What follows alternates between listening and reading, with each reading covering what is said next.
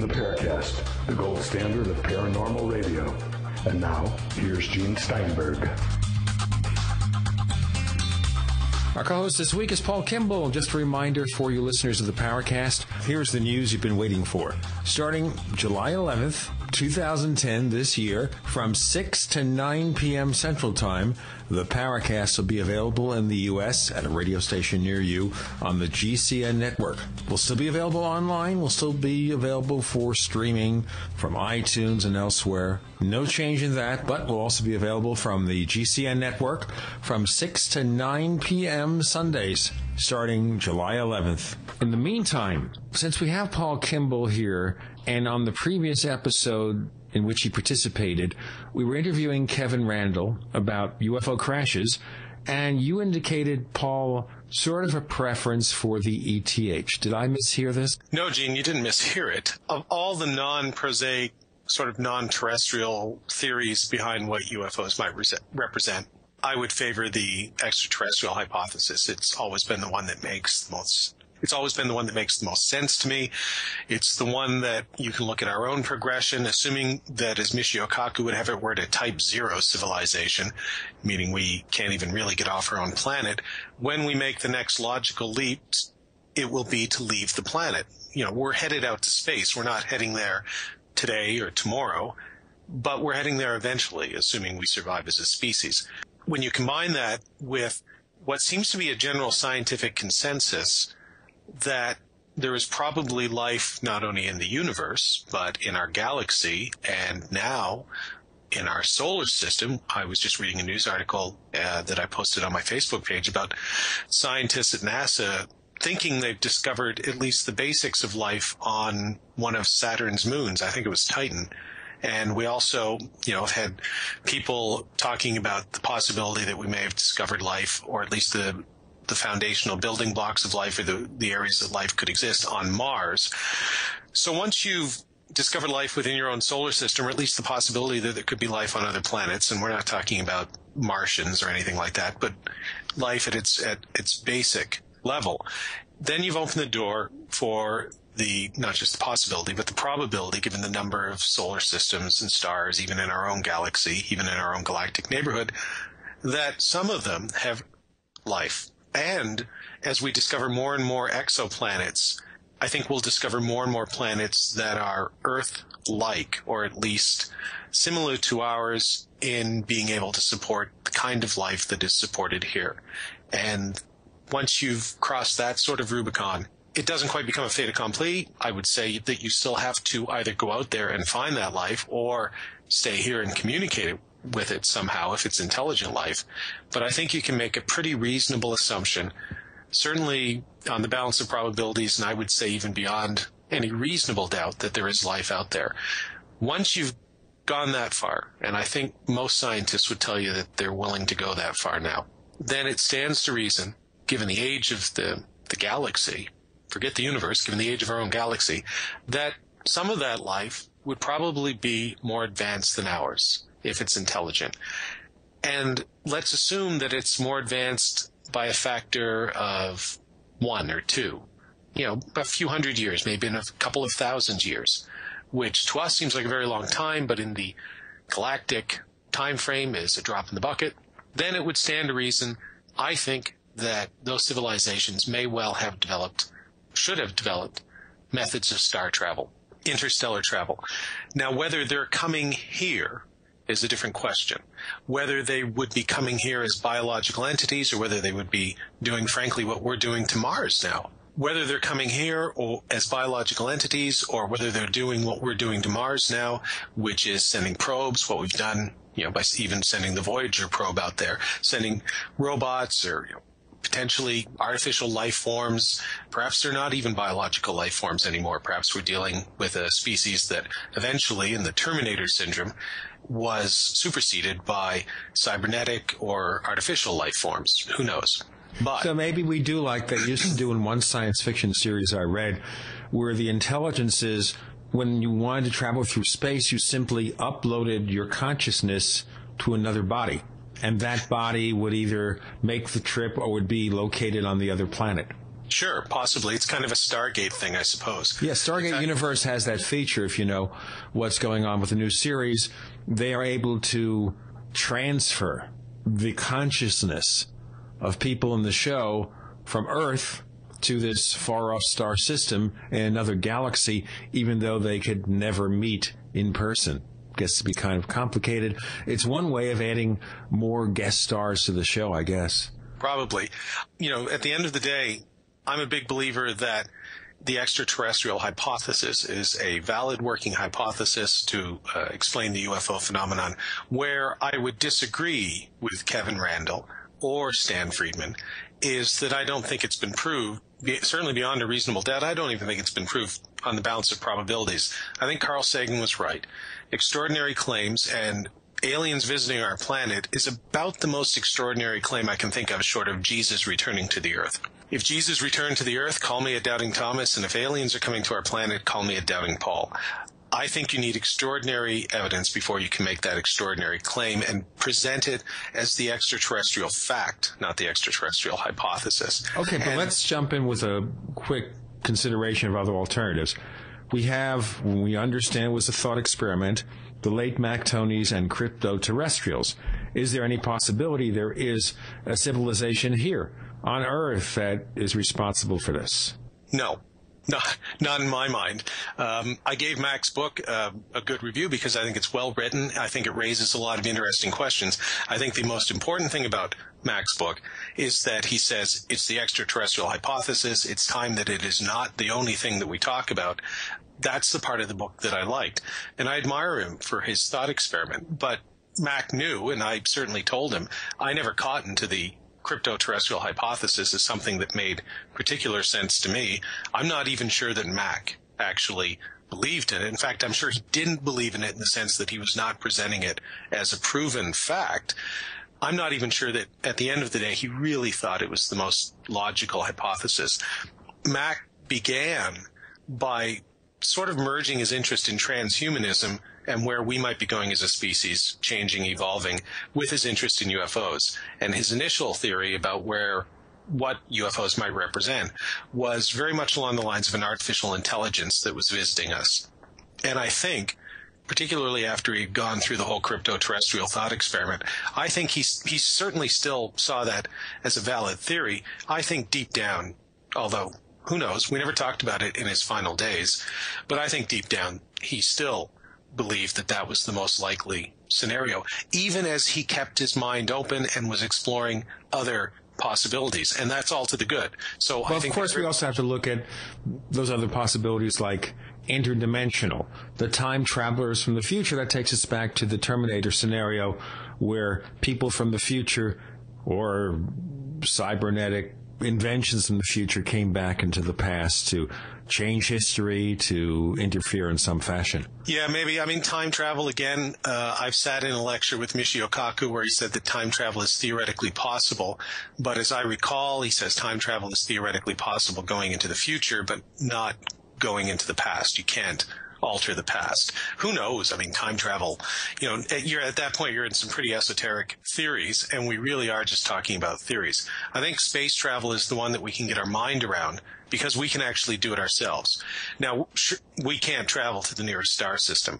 And anyone who says, well, if you can just travel to Mars and the moon, it's not that much harder to travel to the nearest star system. They simply don't know what they're talking about. It is a quantum leap to go from traveling to nearby celestial bodies like Mars and the moon. We can't even get out to Mars right now, much less beyond in our own solar system, much less the vastness of space, which when people talk about stuff like that, I really don't think they understand what they're talking about.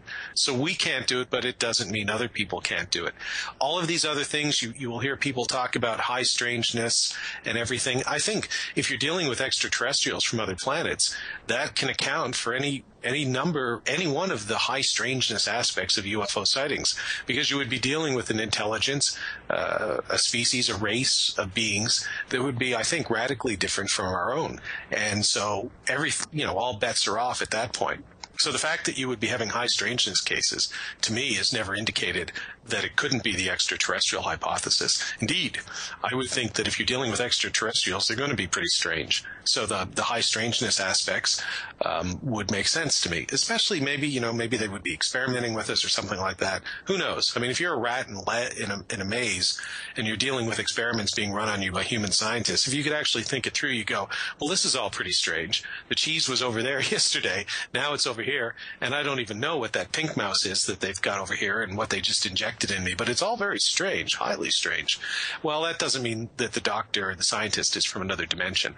So, and Stan, we can talk to Stan about this, but Stan doesn't rule out things like the extra-dimensional hypothesis. Okay, well, now you've just pre-mentioned or basically prejudged our guests that haven't been announced yet. So, since you opened that door, we have two guests, one of whom is very close to you, and one of whom is far away or whatever. Tell us about the guests and why they're here today. Well, Stan Friedman, I would hope, needs no introduction. He's been, for good or ill, mostly good, sometimes ill, probably the foremost UFO researcher of the last 30 years, and perhaps even 40 years. Certainly, after Hynek died, I think Friedman has been the face of public UFO research. And Kathleen Marden is an author. She's done a lot of work with MUFON over the years. I believe, although, Gene, you can double-check her biography, I believe she was the director of scientific research. If such a thing exists with MUFON, I think she was it. And she and Stan have now co-authored 2 books. She's the niece, too, of Betty and Barney Hill. The first book was Captured, which was the Betty and Barney Hill story. And now their new book, which is what they're here to talk about today, Science Was Wrong, Startling Truths About Cures, Theories, and Inventions They, in quotation marks, declared impossible. So we're going to hear more of the impossible coming up next on the Paracast. I have a feeling we're not in Kansas anymore. Hi, this is Tamar from Namecheap. We're a domain name and web hosting company, and we really care about our customers. With domain name purchases, Namecheap offers free SSL and free WhoisGuard for a year to protect your identity from spammers. We won't bother you with unwanted messaging in your inbox or upon checkout, but most importantly, we care about you, our customers. Your satisfaction and happiness is our primary focus because your support means so much to us. If you'd like to learn more, please visit us at radio.namecheap.com for web hosting and domain name specials. You can also follow us on Twitter at twitter.com/Namecheap, where we host many great contests, or become a fan of ours on Facebook at facebook.com/Namecheap. See you online. We want to hear from you. If you have a comment or question about the Paracast, send it to news@theparacast.com. That's news@theparacast.com. And don't forget to visit our forums where you can talk to fellow listeners. Just go to theparacast.com and click on the forum links. That's the forum links at theparacast.com.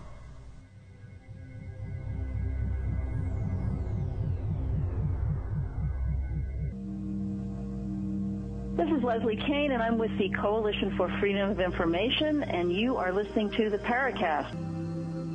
The co-host is Paul Kimball. Our guests, Kathleen Marden and Stanton T. Friedman. The book is called Science Was Wrong. And I guess we could say that every so often because science is frequently wrong about things, and then we change the science, and then we're right all over again. So, Stanton, welcome back after a couple of years to the Paracast. Can you tell us, other than UFOs, which we'll get into, maybe 1 or 2 areas where science was wrong in a significant way? Well, we each did 7 chapters of the 14 in the book, and I stuck mostly to the physical stuff, if you will. I looked at aviation, space, global warming, cold fusion. You hear some controversial areas there, maybe? Well, and you know what? Let's jump into some of this controversy. And, of course, it's a paranormal show, but sometimes some of these things are paranormal. A lot of stuff going on about global warming. Who got it wrong and what's right about global warming? Well, I think that, first of all, climate changes all the time. I mean, that's almost by definition, here today, gone tomorrow kind of thing, maybe 3 days later. So the question isn't whether the climate changes from day to day, year to year, decade to decade. The question is it caused by man, that fancy phrase, anthropogenic global warming, AGW?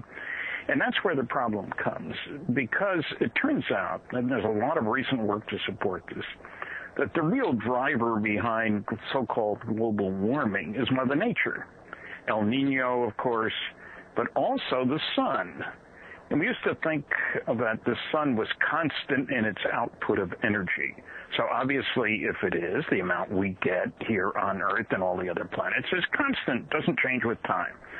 Now we know that that is a false picture, that there's a lot going on. There's some very recent satellites that have gone up that turn out the sun is a variable star, really. And so there are cycles, partly due to the positions of the planets that change their conditions on the surface of the sun, local gravitational field, 11-year cycle, a 200-year cycle.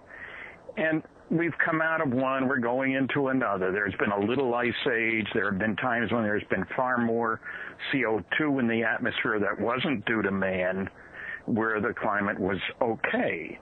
And it's easy to point to a villain, evil CO2. Wow, we got to limit it to 350 parts per million, and if we don't, all hell's going to break loose here. Literally, it's going to be so hot and the water is going to overflow. You know, the whole litany of things. Well, it turns out that's been greatly exaggerated. We tend to forget that CO2 isn't even the most abundant gas, greenhouse gas. Water vapor is a lot harder to predict. Secondly, people have forgotten their botany, I guess, because CO2 is vital for the growth of plants. And third, it's the implications of all of this that we really need to look into. If you believe the AGW guys, the rest of the world should spend, a few $100 billion to let the poor third world countries make up for the fact that we in the advanced world have fouled up the planet, and, you know, where the money's going to come from, nobody knows. Except it isn't going to come from the third world countries. That much we do know. So I've gone into that in some detail. There are villains here, and, I like the term Watergate, cosmic Watergate, but here we're talking about a climate gate. The doings at East Anglia University and so forth, there is a great deal of indication that politics have dominated over science. You know, research grants, Paul, you know about that. There are people who will do a lot to get a research grant.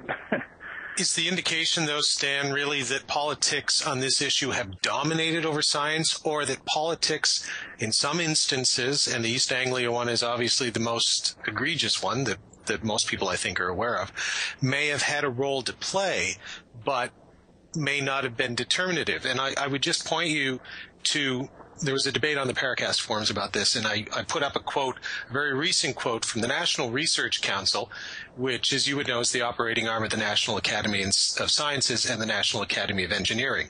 So if anybody's going to represent still a broad consensus, it's probably those guys. And they say their conclusion was a strong, credible body of scientific evidence shows that climate change is occurring. So you're so far in agreement with that. Here's where they differ from you, or at least from what you're pointing out in the book, is caused largely by human activities and poses significant risks for a broad range of human and natural systems. So you've looked into this issue. Do you disagree now with the National Research Council? I do. As a matter of fact, in England, within the last few weeks, a couple of their big committees have decided maybe we better look at this whole business. Maybe we were a little precipitous in endorsing this whole AGW stuff. And so it's a contentious issue.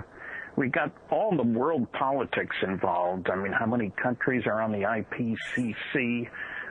2,000 people there representing the whole world. Great jobs, great research grants. I think that we will find, there's a couple of new satellites, and I'm waiting, it's going to take a while to get all the data from these guys. There's a big Russian study about periodicity. The climate varies, yes, but let's not blame it on evil CO2, and I think these guys are off base, yes. Wouldn't be the first time I've said somebody's off base. No, but so are you saying that we should take CO2 completely out of the mix and say there's absolutely nothing to it. Global warming has nothing to do with human activity. All these factories that we have putting coal, and by we I mean humans, because the predominant emitters now are in the third world countries, not in the Western world. We had our kick at the can. That's the big argument between the third and first worlds. They said what was good for the goose. There's another argument too, and that is how we should be producing energy. And should we switch over to solar and wind and subsidize them at great extent, even though they're more expensive? And that's part of this picture, what should be done. And in Europe, some of the countries, Germany, have stopped subsidizing building facilities that are guaranteed to produce power at a greater cost than the ones that they have. And that makes their manufacturers less competitive. There are all kinds of implications of that kind of stuff. And so I'm saying not that the CO2 doesn't matter. Every tree around would like to get more, but that it's only a part of the picture, and that climate and global warming are complicated issues that have been vastly oversimplified by making CO2 into the evil character in this drama. Well, and that sort of leads to a broader question. I wouldn't disagree with you. I do disagree with you on climate change. I wouldn't disagree with you on that point that the discussion has been oversimplified in the media and by politicians. But isn't that always going to be the case when you're dealing with science? Because the vast majority of people don't understand science. I grant you that. So what you're going to get is at best the Coles Notes version. I mean, I attended a lecture this time last year in London with Michio Kaku, who stood up and did what Sagan did, which was try and, I don't think dumb down science, but make it accessible to your average layperson. But at the end of the day, he's dumbing it down. He's talking about things, trying to make it understandable for all the rest of us. I've seen you do it when talking about wormholes, and you use the little paper thing and you bring the two edges together and explain how you could travel through space. But for the rest of us to have a reasonable conversation about something that we really don't understand, and that at best we're going to be getting sound bites for, can you really blame people for sort of taking perhaps a less nuanced view of it than you might otherwise expect a scientist to take? No, I can't. We live in that kind of a world, I guess I would say. But the problem here is that there are implications of some of these things. Kathy did a great job, for example, about those guys who were trying to exclude all but the most desirable people from the country. That had serious implications. Hitler took care of that. And the voices of reason weren't speaking out a lot. Didn't you find that to be the case, Kathy? Yes, that's absolutely true. Some people within the academic realm were speaking out, but it wasn't widespread. And the implications of what they were trying to do were pretty severe, as is discussed in the book. What I'm saying is there are issues that have relevance to the lives of many people that need to be gone over very carefully before one jumps on the bandwagon, so to speak. Maybe it's the 24-hour news cycle. I don't know what drives all this stuff. Maybe it's people need to learn more about science. Maybe we're not interested in that kind of controversy. People are afraid to speak out. There are an awful lot of professors who might want to speak out on subjects, but gee whiz, you might lose research grants. I've heard people on the UFO subject, don't tell anybody I'm interested, because it would hurt my future. And so when we don't have the access to the people who could bring a little sense to the discussion, we're in deeper trouble. And yes, dumbing down is a problem, but part of the dumbing down has been, and Michio is a good example of this, when you start talking about string theory and multidimensional spaces and stuff like that, how else can you talk? You're not going to talk about how many equations it takes to describe it. On the other hand, those are things that have gotten by for years without having validation, particularly, interesting theory kind of thing. And who can argue if you can't go through all the math? That doesn't mean the math is right. It's the difference between science fact, proven science fact, and, well, I wouldn't say science fiction, but science theory. And I think in that case, Kaku recognizes that string theory, he calls it string theory, so I think he believes that it's valid, but I think he also understands that it's not proven yet to be valid in the same way that gravity is, for instance, or something like that. And we know it's there. Yeah. One final question for you on the global warming thing, and then maybe we can switch over to eugenics, because that's something I've always found interesting, and I think is as timely today as it was 70 or 80 years ago as a subject. But one final thing on the global warming thing, and let me be cheeky here. What kind of power, Stan, would you suggest that if we were to replace CO2, or at least, have less of it, what kind of power should we be using? Where should we be looking? Well, the answer is twofold. Don't waste power the way we do all over the place all the time. Sure. And secondly, nuclear power. And that leads, of course, to electric vehicles and stuff. If you use nuclear power to produce the electricity, you gain a double advantage, I think. And the thing is, the world is gearing up. There are already over 400 nuclear power plants around the world operating safely. And there's a whole bunch in the planning stage. And Canada's trying to get into the act, and if they could get AECL straight, they might get there. But some of the attacks on nuclear power are pretty irrational, I've found. They're legitimate concerns. My goodness, I don't want to spray the world with excess radioactivity. But I think nuclear is the obvious choice. And when you look at that mess down in the Gulf, you say, we don't do that.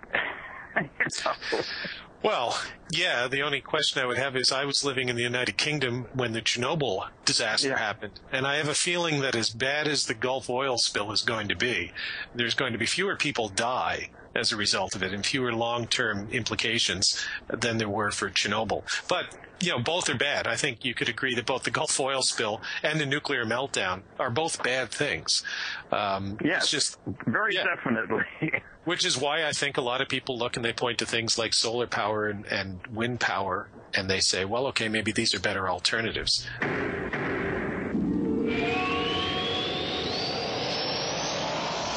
Picture this. You're on the phone with a client or colleague trying to explain something visual. A PowerPoint, a keynote presentation, a website.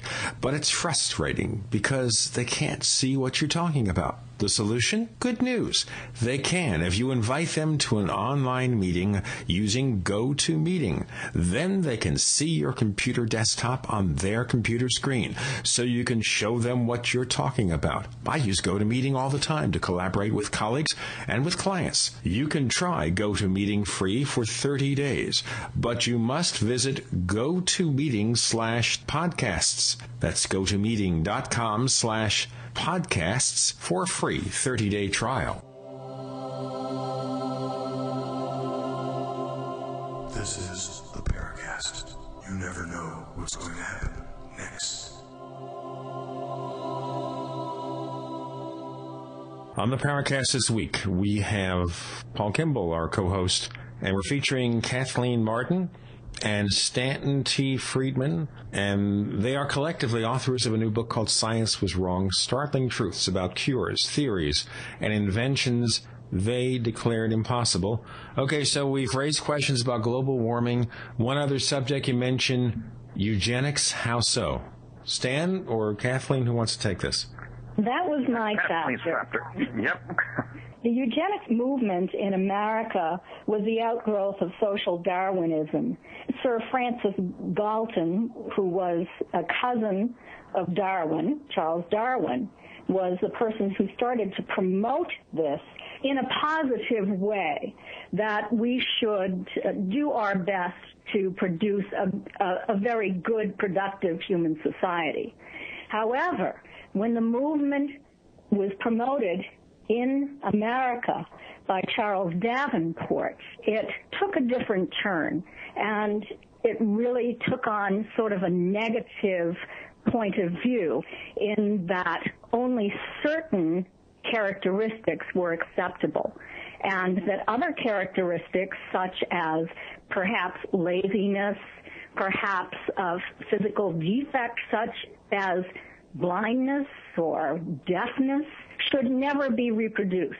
And so the movement started out very slowly in the United States and gained momentum and a lot of political support and funding from the Carnegie Foundation, among others. It was sort of an insidious movement that sounded good in the beginning, but grew in a very nefarious kind of way, where families were asked to give all of their family backgrounds, their family trees. They were weighed, they were measured, they were checked for physical defects or illness, or even whether or not they wore glasses, if they were overweight, how physically fit they were. And charts were drawn up. And the goal was to have a chart on every family in America. There were county fairs that were held, and families were encouraged to compete in these county fairs for having the fittest family. And there were also fittest baby contests that came out of this as well. And the thing is that the characteristics of the fittest family were those who were the tallest, were those who were the most socially productive, for those who were the most financially productive. So we didn't really look at the genetic makeup, so to speak, of the family, but applied our own social values upon people in the United States, and this movement started to spread around the world. What happened eventually is that people who were mentally retarded in the United States ended up having to undergo forced sterilization. But it wasn't just the mentally retarded. There was a category called feeble-minded, and anyone could fit into that category if they were placed there by one of Harry Laughlin's social workers. And Harry Laughlin was really the brainchild behind this whole idea. When a social worker identified a person as being feeble-minded, it could be that they were actually alcoholic, or they were actually had a history of prostitution, or they were unwed mothers. There were a number of different things. Epileptics, for example, were subjected to forced sterilization in the end as a result of this sort of nefarious turn in the eugenics movement in America. So it ended up being not a good thing for this country in the long run. But the worst thing, I think, that happened was that it was carried to Germany. And the American eugenicists were complaining that the Germans were beating us at our own game. And the Carnegie Association funds were being used in order to fund Joseph Mengele's experiments in Germany. And, of course, Germany carried it a lot further than it was carried in the United States, but those plans were on the master plan for the eugenics movement in the United States. They simply weren't carried out, even to the point of using gas canisters in order to exterminate undesirables.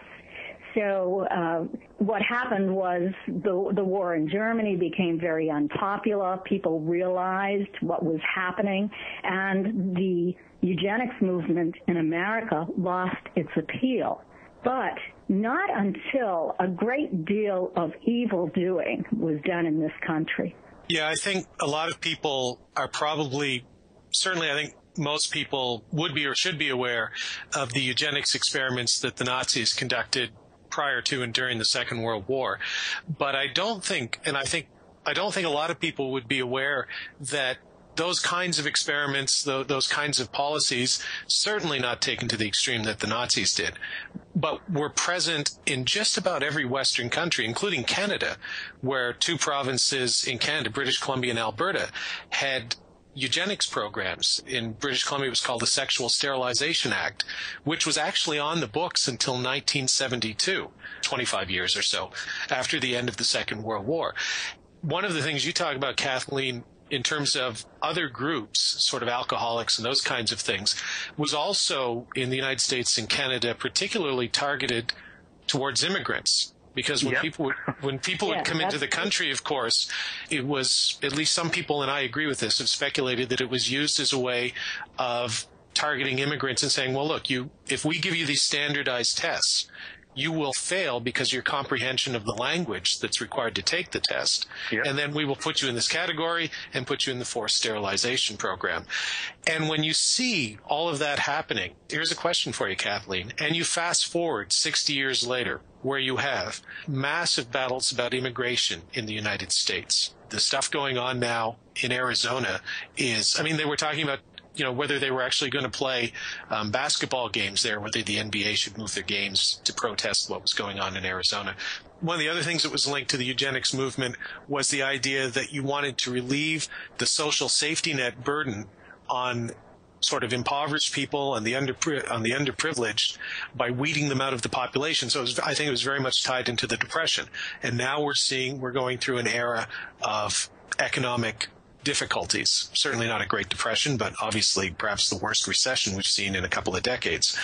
And then you tie into the fact that our technology now is so much more advanced than what they were dealing with. The things that we're capable of doing now are things that those guys could only have dreamed of 60, 70 years ago. And now we've got people who are actually talking about creating designer babies that you can program into children the traits that you want. And the flip side of that is you can program out the traits that you don't want. What do you think that says, Kathleen, about our modern society, where we might be going? Are there dangers inherent in a lot of this genetic research that we're doing now? And should we be pausing to have perhaps a conversation where we remind ourselves of the dangers of eugenics and the eugenics movement from 60 or 70 years ago? That's a very good point, Paul, and I'm glad that you brought that up. It is true that we have to be concerned about what is going on today with immigrants. It brings back memories of the earlier immigration during the 20th century, where IQ exams were administered to new immigrants wanting to come to the United States or hoping to get into this country. And the IQ tests were in English, although they didn't speak English.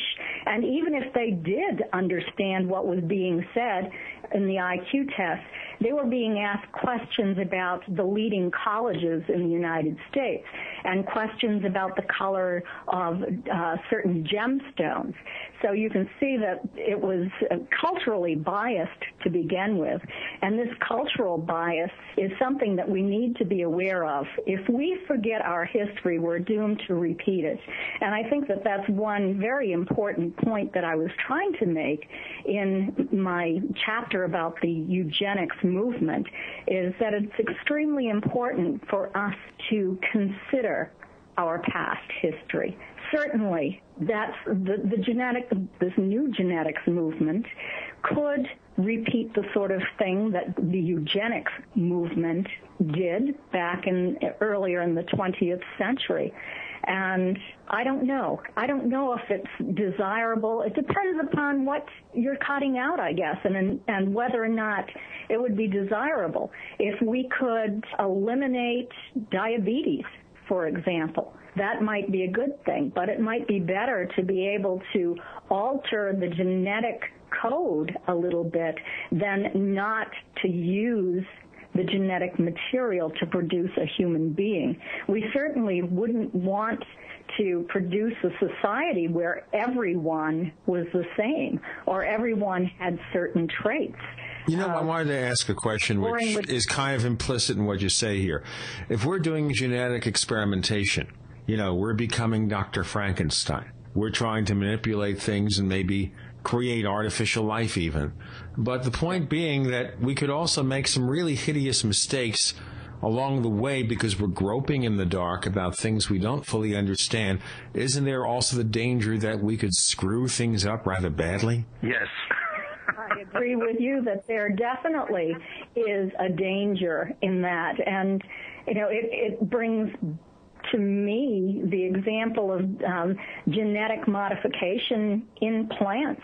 and that once the seeds are genetically modified, if something goes wrong, then we can't go back. And that's pretty scary when you think about it. There's two aspects to it that particularly worry me, much to the chagrin of some of the Paracast listeners, I'm sure, from a Marxist perspective. But one of them would be intellectual property rights. And you mentioned genetic modification of foods. And we've seen a whole raft of court cases where companies like Monsanto are claiming intellectual property rights on biological material. Some very famous cases in Canada, for instance, where they have basically said those seeds are our seeds. You can't. Only we can control them. And so one wonders whether the same sort of thing could be argued for human genetic material, so that corporations would be making the argument that they would own and control, for lack of a better phrase, a piece of you, which is not something that I am in favor of, and I would hope none of us are. But to me, more importantly, the question, who could afford this? So if you could come, Kathy, forward and say, we can cure diabetes. If not in you today, we can make sure that your children don't have it. We can just take that out. And we would all agree, okay, well, maybe that's a good thing.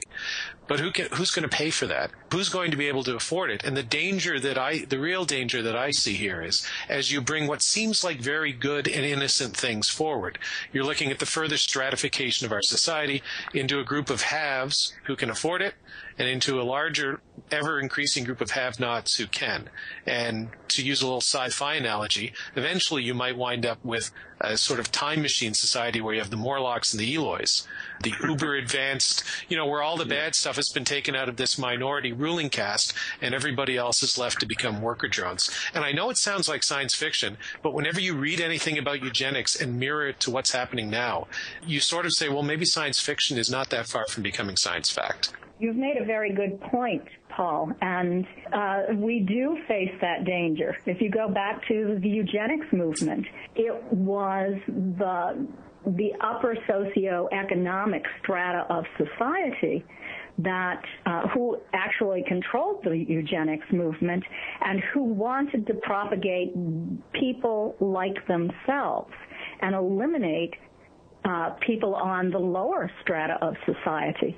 And we are in danger of having this same thing occur again, particularly if genetic material is being paid for and only a certain segment of society can afford this. And there's another problem here, too, and that is that we often find that there are, I'll call them side effects, if you will, unexpected consequences. There are a lot of drugs that cure diseases. Well, the only problem is when they cure the disease, they also cause certain bad things to happen. And so we need to be really careful about this quote, engineering of people kind of things. And, the whole socioeconomic stuff, if you look at the immigrants who came to the United States a little over 100 years ago, poor people from Russia, from Eastern Europe, from Italy, from other places. There are a lot of Nobel Prize winners that came out of that society movement, if you will. It was more than how much money they had, how successful they had been at this, that, or the other thing. There was more going on, brain power, if you will. And we constantly find, whether it's athletes or Nobel Prize winners, from one extreme to the other, if you will, that you get the unexpected. Somebody whose background would tell you they're never going to be a success, and it turns out they're extraordinarily successful. We don't fully understand what's going on with people. And you're screwing around with it anyway, which is a very important point, Stan, because, of course, I'm descended from peasants from Eastern Europe, and look what happened to me, but that might be something that's debatable.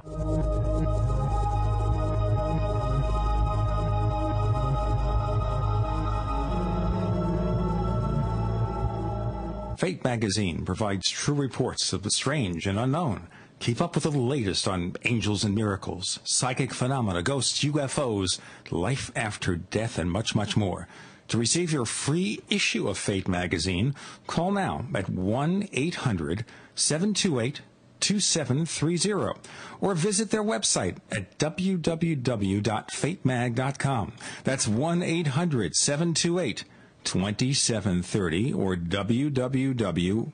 FATEMAG.com. What are you waiting for? Your fate awaits. You're in the Paracast. You never know what's going to happen next.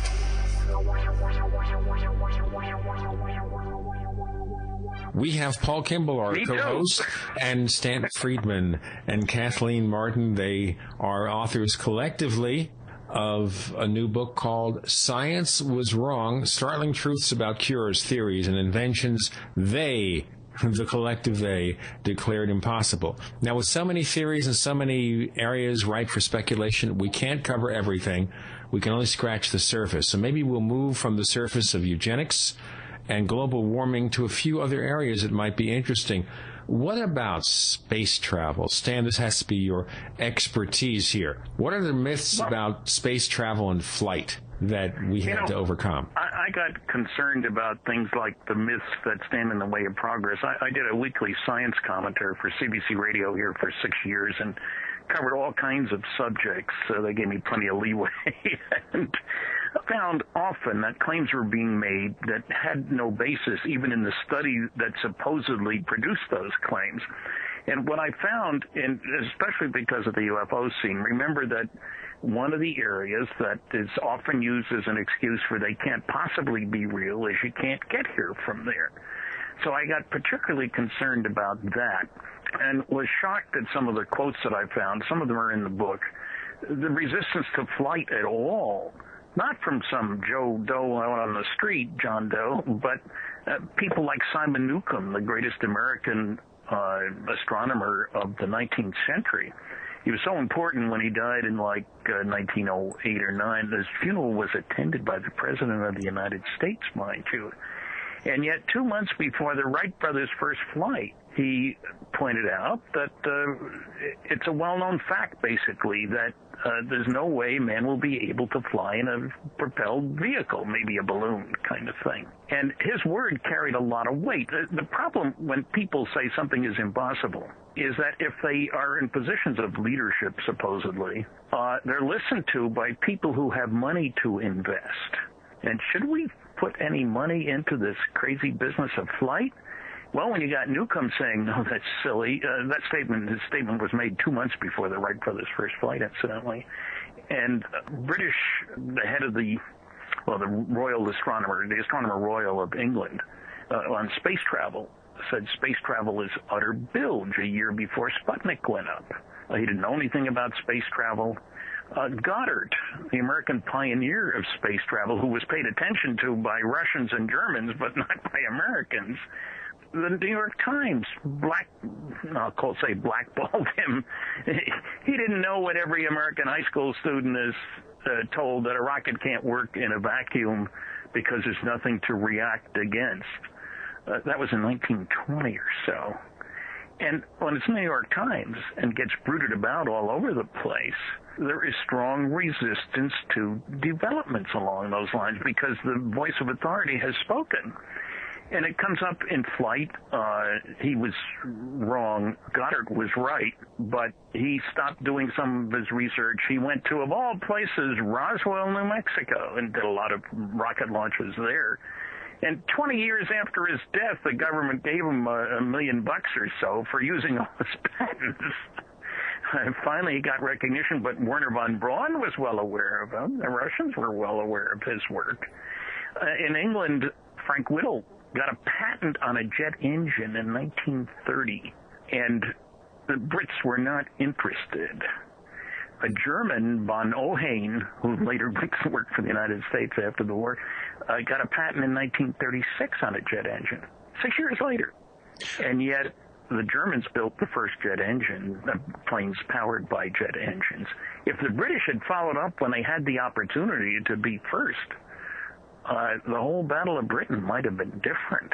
Conversely, you can say that if Hitler had been a little more interested in atomic power, the entire war might have been a little different, as opposed to... Well, yeah, there are a number of these points of, which way do we go, left or right. And one of the things that makes, and this gets involved in all of these science and technology arguments, really, is that one of the things that makes you more sure that what you're trying to accomplish can be accomplished is knowing that somebody else has already done it.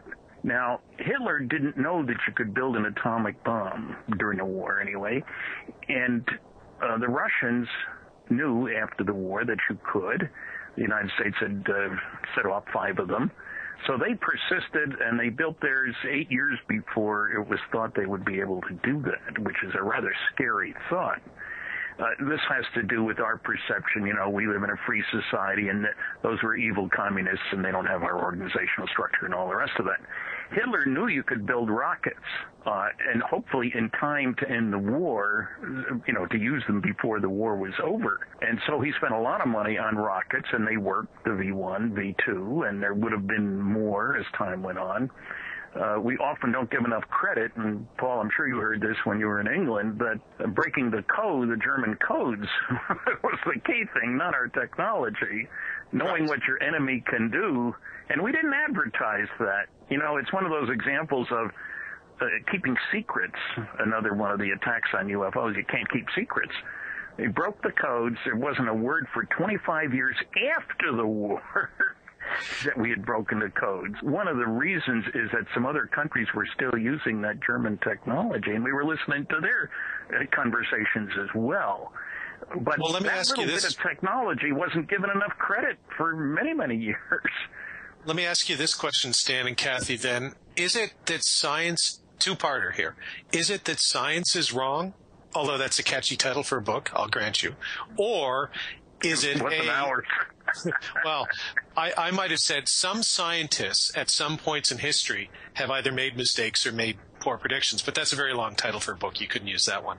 Is it that science is wrong, or sometimes scientists have been wrong, particularly maybe when they step outside their areas of expertise, one, and two, is it perhaps that maybe science isn't always wrong, but non-scientists who have the ultimate say about how you're going to use that scientific knowledge have made the wrong choices? And the example I would take from my own studies, for instance, would be Hitler with atomic energy, where if you read anybody, Albert Speer, anybody's memoirs from that period of time, they said, look, he just had no interest in it, couldn't comprehend it, had no interest in it, was more interested in these other things. Even with the jet engine, when the Luftwaffe and the engineers came to him and said we should be building fighters, Hitler wanted to build bombers. He made a political decision to take the technology and build the wrong kind of airplane at that point in the war, because he wanted to go bomb London, and he couldn't see that what they really needed were fighters. So sort of a two-parter there. Is it that science is wrong, or is it that scientists are wrong?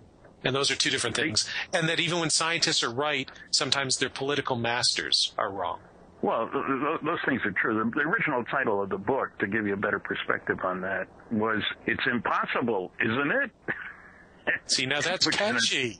Well, we thought so too, but the publisher has the right, according to our contract, to change the title.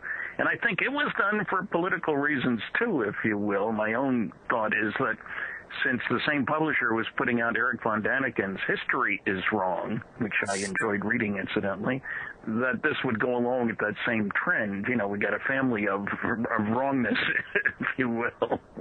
No, it's a complicated question, because you're right. It's not just what science doesn't have a voice. There are scientists who speak, and there are politicians who sometimes control what the scientists say and do by controlling the pocketbook. And, you know, the thing about the atomic bomb, it's hard to imagine, but we spent $2 billion, 1942 dollars, mind you, developing the atomic bomb.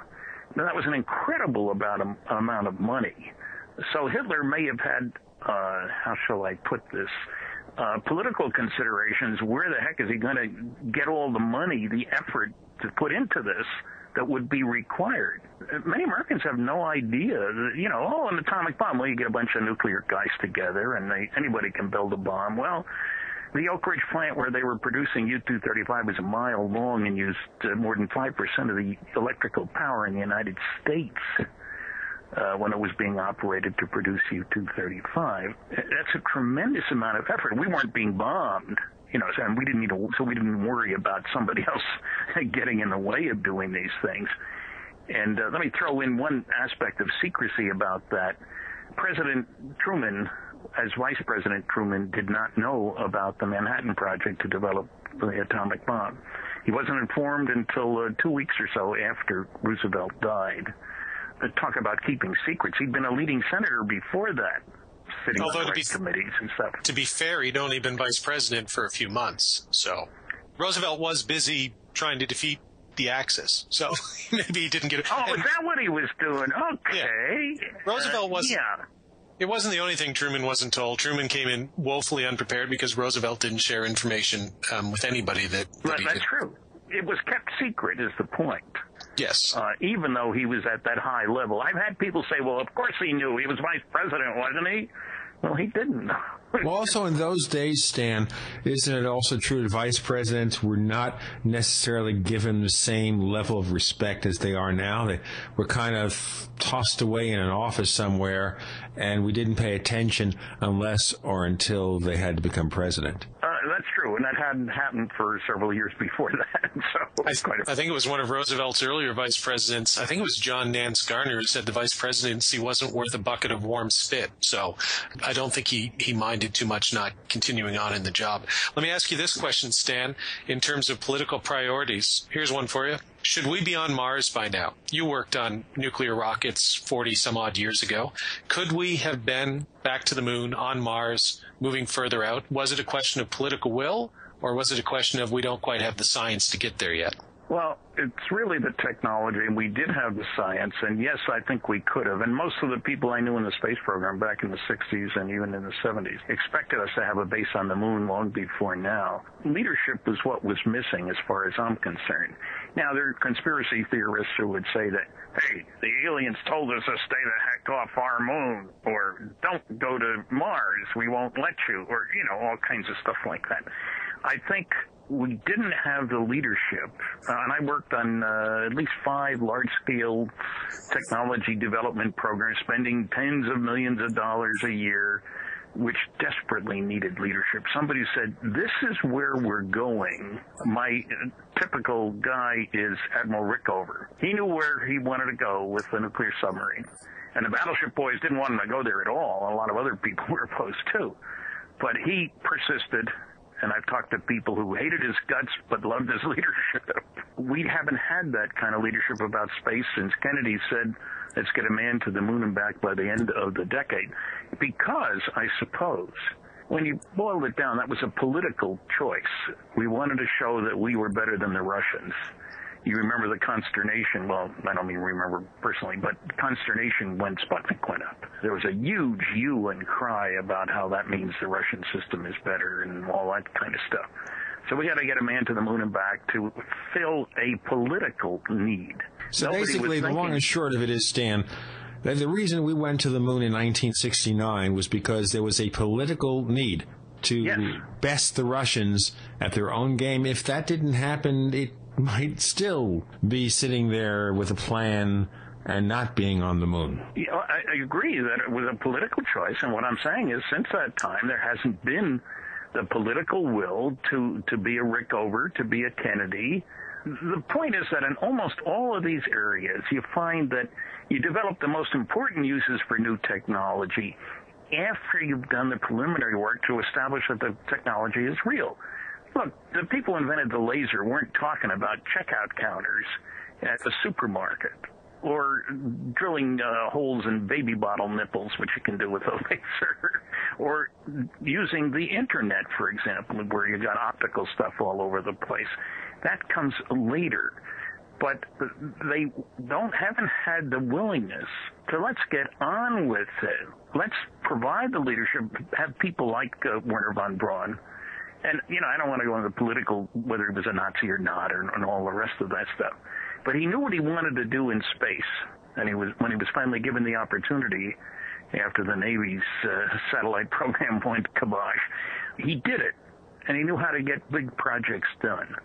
We haven't had anybody like that saying, let's get the base on the moon. Let's go to Mars. The nuclear rockets that I worked on in the late 60s, and that we tested successfully, mind you, on the ground, would make great upper stages to double or triple your weight that you can send to Mars.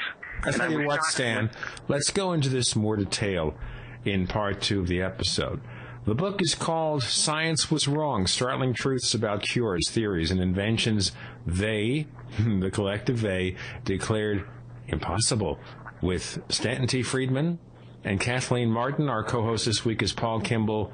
We have lots more on the other side of the Paracast. We want to hear from you. If you have a comment or question about the Paracast, send it to news@theparacast.com. That's news@theparacast.com. And don't forget to visit our forums where you can talk to fellow listeners. Just go to theparacast.com and click on the forum links. That's the forum links at theparacast.com.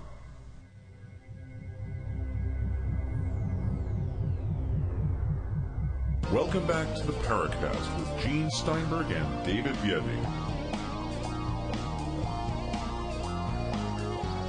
Our co-host this week, Paul Kimball. We're talking with Stanton Friedman and Kathleen Martin.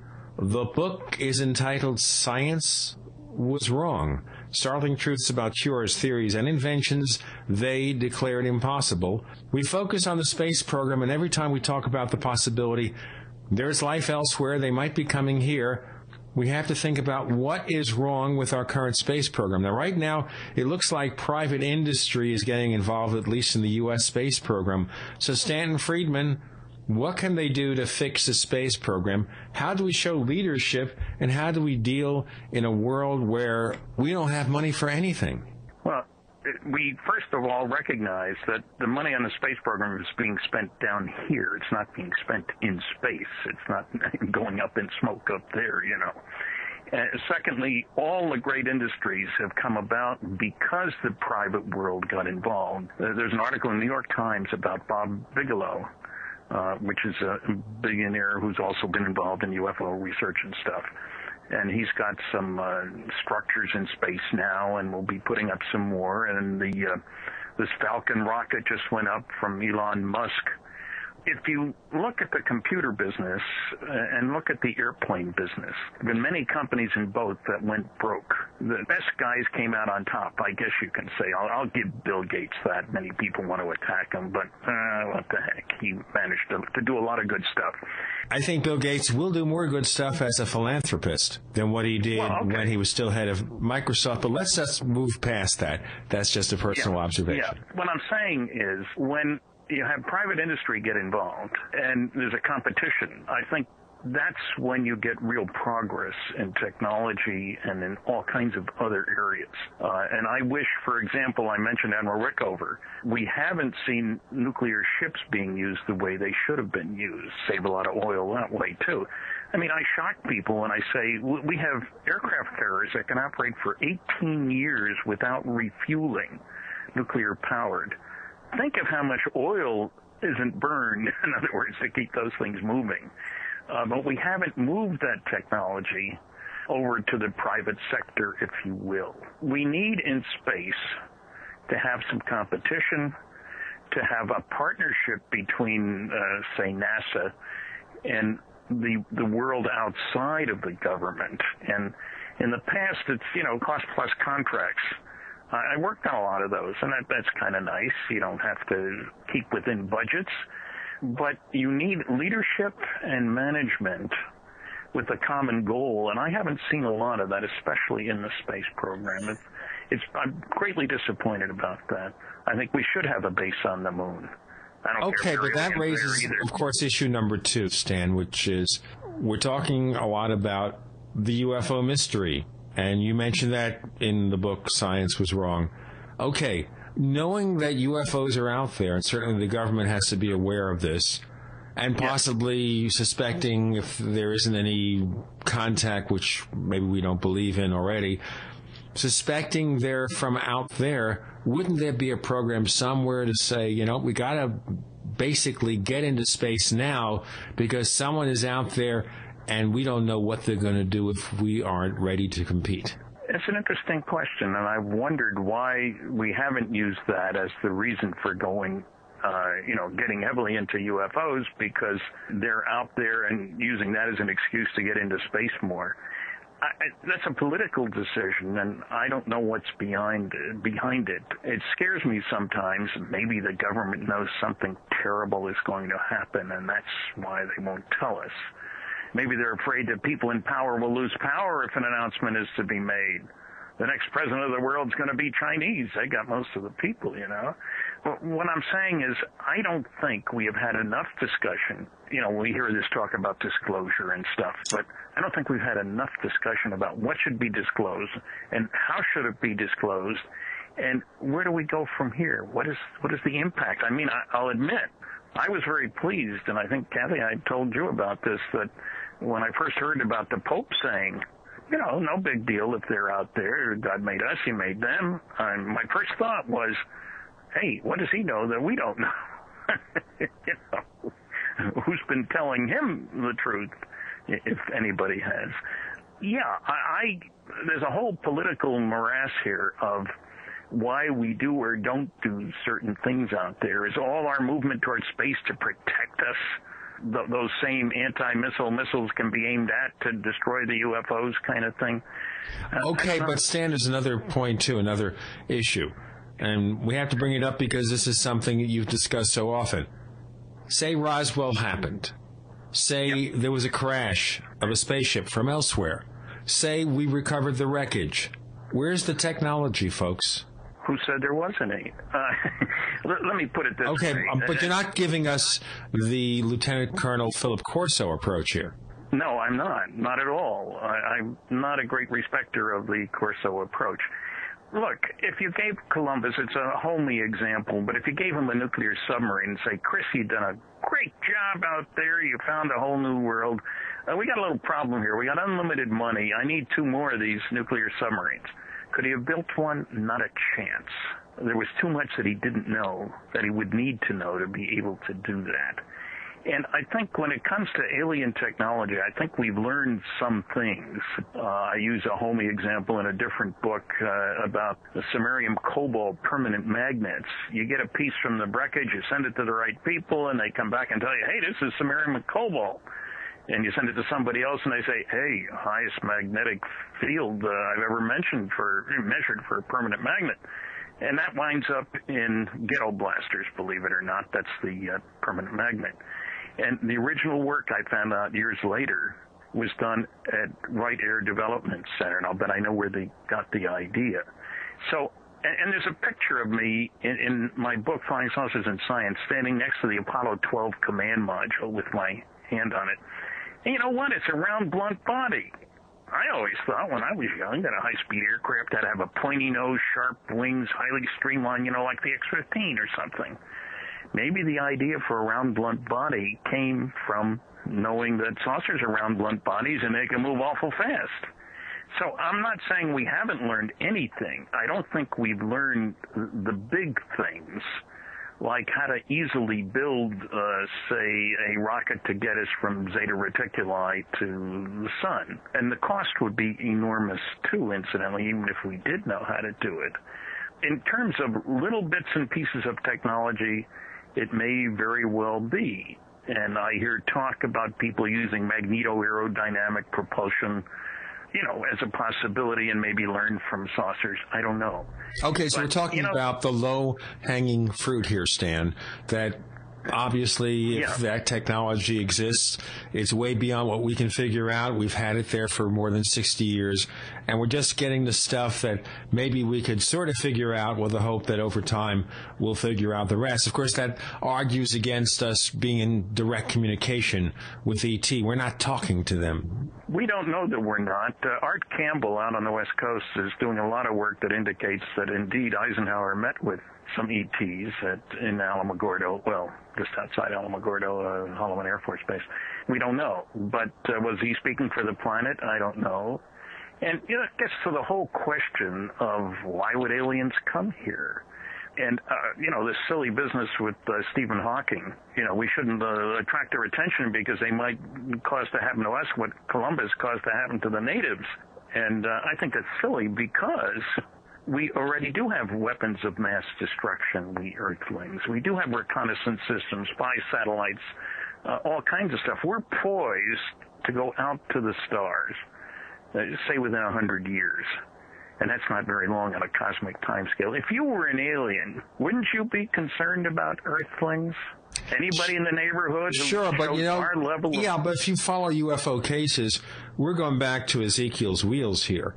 So if ET's been around, they've been around for an awful long time, haven't they? Sure. Oh, yeah.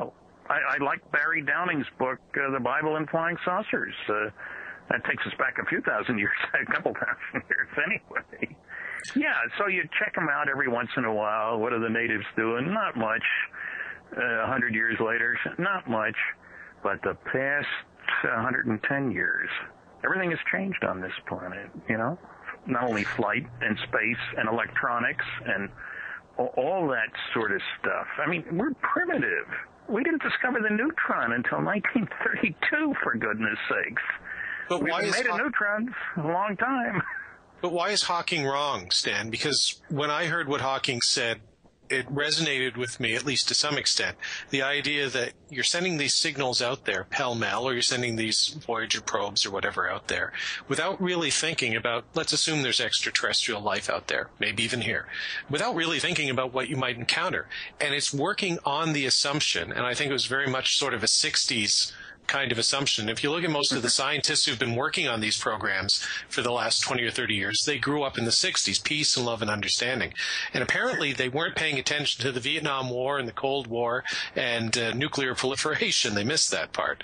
So what if we wind up with aliens out there that, like Independence Day, that idea, I think Hawking actually talked about it, that aliens, if they were traveling from systems, they would be generational ships, self-sustaining, and they would simply move from system to system and strip those systems, as they did in Independence Day, of their resources and then move on. Yeah, so should there's we? There's a big why problem. is this quite wrong, though? I can understand. It's quite wrong because he totally ignores all the evidence that they've been coming here for a long time. We know something about alien behavior coming here. We haven't found a lot of places where they've wiped out the civilizations there. Maybe they did 10,000 years ago. I'm not saying that's not the case. I'm just saying. Let's assume alien abductions are real, and we can get into that because both you and Kathleen literally wrote the book, sort of, on the Hill abduction experience. Yes. But would you not say that if alien abductions are real, that is not an intrusive phenomenon, that some of the things that are described, for instance, by Travis Walton, let's assume that Travis Walton's account for the Minute is real and truthful. Yeah. The things that he's described are not the kinds of things that you would expect from the Space Brothers of the 1950s, that these are things that if a human was to do it to you, you would wind up in front of a judge in a criminal trial for a whole bunch of crimes, and rightly so. So is it all, even assuming they're here, are there not indicators that they might be less friendly than someone like Stephen Greer would have us believe? Well, I can't imagine them not being less friendly than Greer would have us believe. But wait a minute. Look, whichever exopolitics person thinks they're all friendly and happy, I think that's Greer. I think he and Weber and the rest of them. I'm not saying that these guys are good guys, in the sense of peace brother or whatever. What I'm saying is that Hawking has not looked at either of two areas. One of those was the enormous amount of data indicating that aliens are coming here and, how they behave and so forth. And the other is this whole business of interstellar travel. And it boggles the mind that it's the astrophysicists who don't look sensibly. He makes it sound, you just repeated it as a matter of fact, that, you go from place to place and it's multi-generational and all that kind of stuff. And I'm saying, that's like saying the time it takes to go around the planet is obviously 3 years. That's what Magellan's ship took. But now you can do it in 90 minutes. Not the same thing. You can eat enough before the trip so you don't have to worry until you get back, kind of thing. Okay, Stan, but then there's also the concept, Stan, of the mothership, which does the transwarp drive or whatever, and they come here from the other star system, and they bring with them a lot of smaller scout ships. Before we get into scout ships and abductions and all that,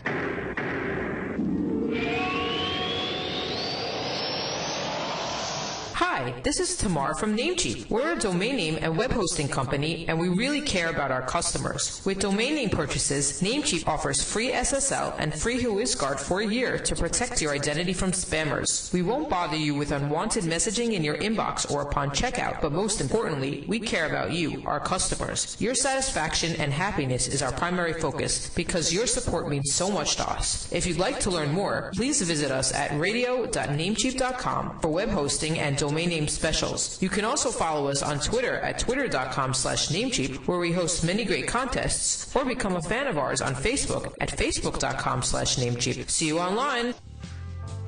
This is Philip Rogno. You're listening to Paracast, one of the most informative shows out there. So listen closely. Stanton Friedman with Kathleen Martin. They're author of a new book called Science Was Wrong, and the subtitle of the book is Startling Truths About Cures, Theories, and Inventions They Declared Impossible. And we're looking at, of course, UFOs and some of the questions that I raise about UFOs. A lot of people do, not saying they're not real, but there are such peculiar things they're doing. Okay, alien logic. But why do they always need to land, and the UFO nauts repeatedly, over and over again, all around the world, take the same soil samples? Why do you need to do that? You can do that with robotic craft. Are you asking me that question? Sure. Well, it's pretty obvious that unless you look around the world, you're not going to find some of the things. You don't find gold everywhere. They're looking maybe for biological material, and maybe they're grad students. I cut up a frog when I was in school a long time ago, and millions of students, I don't know whether they still do that or not. Maybe it's against the rules now, but why did all those stupid American kids cut up frogs? Didn't they learn the first time? It was part of a teaching experience, checking it out. You guys know what you're doing? Can you find out what's here? But the other thing is that our planet is as varied as can be, and what minerals are hither, thither, and yon, what biological stuff. When I was at Rutgers University a long time ago, we got samples from all over the world of dirt, frankly, and they cooked this stuff properly to see if they could find some biological, I'll call them chemicals, it's not quite right, but fungi and all kinds of stuff that might be useful in the treatment of disease. And every once in a while they found one. Neosalvarsan and cures for certain other diseases. They tried thousands of them, and a handful worked out pretty well, as a matter of fact. Okay, we understand maybe you want to be more thorough about exploring our planet, but do you need to have the Greys doing it? Why can't you just do it with some kind of machine like we do with Mars? Because I think, you'll pardon my saying so, people-controlled devices are more reliable. And can take other actions as required. I prefer, not the drones, but the piloted craft, if you will. But I don't speak for the aliens, I don't know why they do what they do. I don't have a pipeline to them. What we have to do is find out what they are doing, not if we can understand why. That comes later. Okay, let's go back to something you said earlier before Paul picks up on a question. Go back to something you said earlier, the story that Eisenhower had actually communicated with E.T. Now, do you really believe that? Well, it depends which story you're talking about. Well, any story. Did Eisenhower ever talk to E.T. under any circumstances? Yes. Art Campbell has done it. He was a teacher. He's retired. Now he's doing something useful. No, I shouldn't say that. Pardon me, Kathy. Has found witnesses who were present at the time when the UFO was down the other end of the runway, and Ike's plane was there when he was supposedly playing golf in Georgia. And he's got a book that'll be coming out hopefully sometime soon, and that indicates that there was contact. Who knows what happened? I don't know what happened, but it sounds like the meeting took place. And so it wouldn't be surprising if such a meeting had taken place, and partly because remember that we put out orders before Eisenhower came into office. He came in office in January of 53. In 52, orders were issued to shoot down UFOs if they don't land when instructed to do so, which is pretty strong stuff. And the head of the American Rocket Society wrote a letter to Truman saying he didn't think that was a good idea. And I have heard 7 different cases of pilots going up after American pilots going up after UFOs and not coming back. And so what I'm suggesting is there might have been some kind of a discussion here about get off our backs, fellas. You know, trying to shoot at each other doesn't seem like a sensible thing to do. We won't do certain things if you don't do certain things. Leave us alone. So Ike would fit into that time frame. Remember, 52 was a very big year for ufology, if you will. And so who knows what the reasons were or what happened, but certainly shooting down airplanes is not something we'd like to have go on forever, is it? I don't think so. As much as I find the subject of UFOs fascinating, and I'm sure the Paracast listeners would love to continue to listen to UFOs, I'm bored. I'm sorry, I'm bored with UFOs. Kathy, are you still there? Yes, I am. She's not bored. Thank God. The Hemophilia Holocaust. Because the book is titled Science Was Wrong. And you know what? As important as UFOs might be in our long-term development as humans, if they really are extraterrestrials or whatever they are, maybe we can learn something about ourselves. But we're not doing it today. So at best, what we can do with the UFOs is in my mind, is to continue to investigate, to try and figure out what they are. Stan, you already think you know what they are. You're convinced, rather, that you know what they are. So for you, it's more... Some, of course, yes. So for you, it's more of not an investigative thing anymore, but more of a proponent thing, trying to... convince or show other people your point of view, which is certainly fair. But there's an awful lot of stuff in Science Was Wrong that I think is actually very important. I think, Stan, it's the best book and the most important book that you've either written or co-written in your career. And well, thank you very much. Give Kathy credit for that. Well, I am, because I've read your other books that she wasn't involved in. No, I'm just kidding. But Kathy, do I understand right that you wrote Chapter 8, the Hemophilia Holocaust? Yes, I did. Could you talk, because this touched the Paracast listenership probably doesn't know, but hemophilia and AIDS touched both my family and Stan's family, which is sort of the same family, very much. One of my cousins, Randy Connors, was a leading AIDS activist and hemophiliac here in Canada who died of AIDS and the tainted blood transfusion. So perhaps you could talk a bit about the Hemophilia Holocaust, which I found one of the most interesting and important chapters about how science can really go wrong and how there can be some very tragic human consequences when it does. Yes, this was extremely important, and I think that a lot of people aren't fully aware of the fact that something like 78% of the hemophiliacs in the world ended up with HIV. And a very large percentage died as a result of coming down with full-blown AIDS. And science was aware of what was going on long before anything was done to correct the problem. There were incorrect assumptions made by the medical establishment that it wasn't a virus and that it wouldn't pass through the filters that were used to filter out contaminants in large batches of factor 8, which is a clotting factor that hemophiliacs use. And this clotting factor was made from thousands and thousands of blood samples. And some of those blood samples were contaminated with HIV.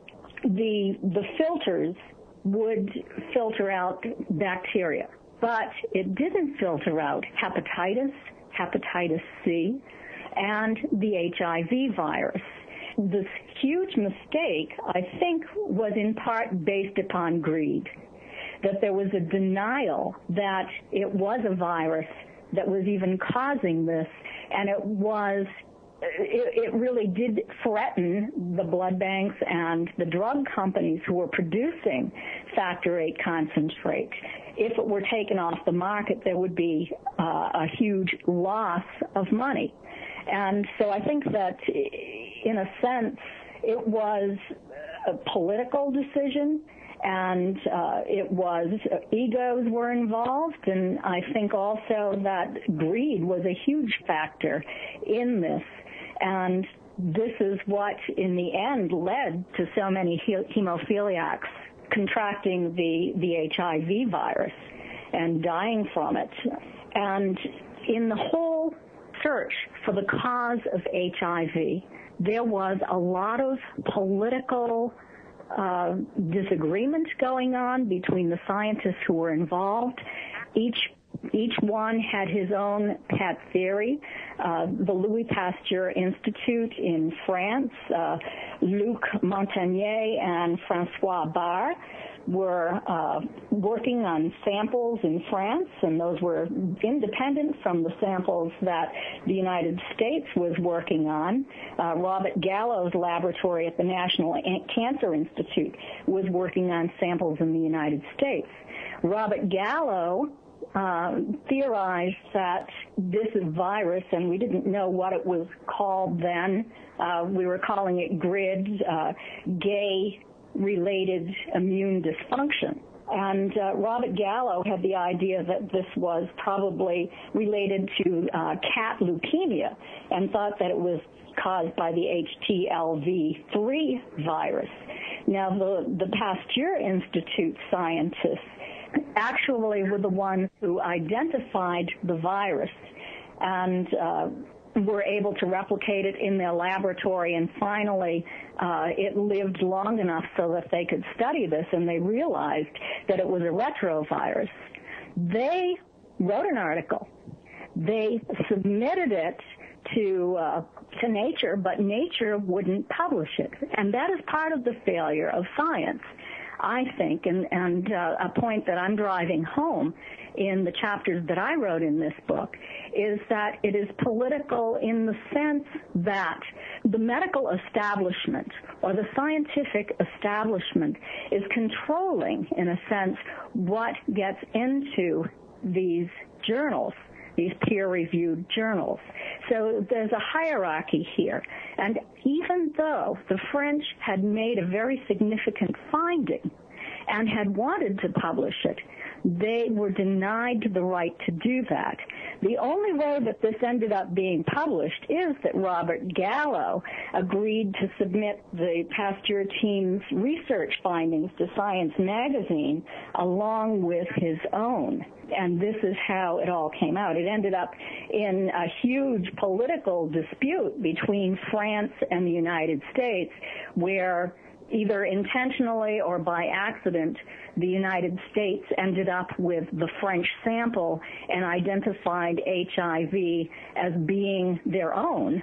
And there was a political announcement made by the U.S. federal government that it had been Gallo's team who had discovered HIV.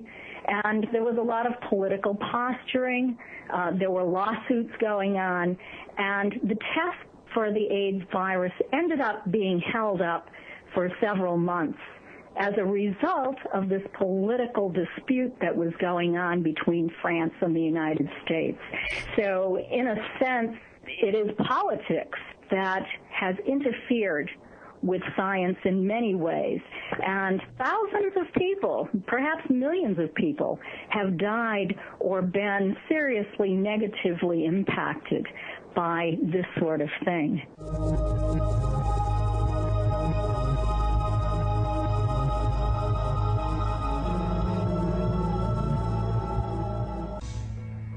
Is there a secret UFO agenda? Do strange creatures from the darkest corners of the mind roam the earth? Is there evidence for mind control, time travel, or devious government conspiracies? Find out the inside scoop on the latest conspiracies, paranormal activity, and Fortean phenomena when you subscribe to Tim Beckley's Conspiracy Journal. It's jam-packed with stories, special book and DVD promotions, and the best news, it's absolutely free, sent right to your mailbox. Plus a bonus free email newsletter sent out every Friday. Simply send an email with your name and address to MrUFO@webtv.net. That's MrUFO@webtv.net. Find out what they don't want you to know.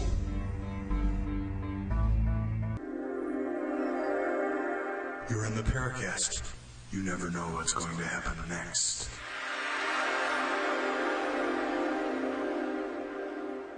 We have Kathleen Martin and Stanton Friedman, authors of Science Was Wrong, Startling Truths About Cures, Theories, and Inventions They Declared Impossible. And our co-host is Paul Kimball.